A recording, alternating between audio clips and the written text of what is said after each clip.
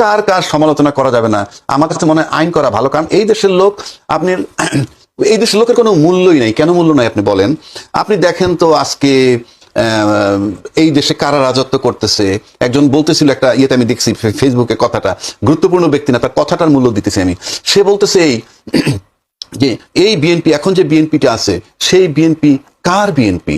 তখন সে দেখাইলো কোথায় শুয়ে আছে বিএনপির অসহায় অবস্থায়, অতীত দিনের কাহিনী, মামলায় যারা ভুক্তভোগী।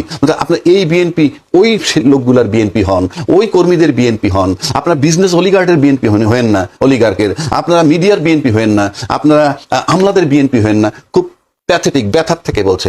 আসলে তো যে কয়টা লোক দেশ চালায়, এই কয়টা লোক তো বিএনপি না রে ভাই। আপনি তো সারা দেশের সাধারণ লোকের ভোটগুলা নিয়ে আসছেন, যারা ভুক্তভোগী ছিল দীর্ঘ 15 বছর, এবং যারা আজকে বসছেন, মন্ত্রী টন্ত্রী হয়েছেন। আপনি দেখান না কে কতটুকু সাফার করছে।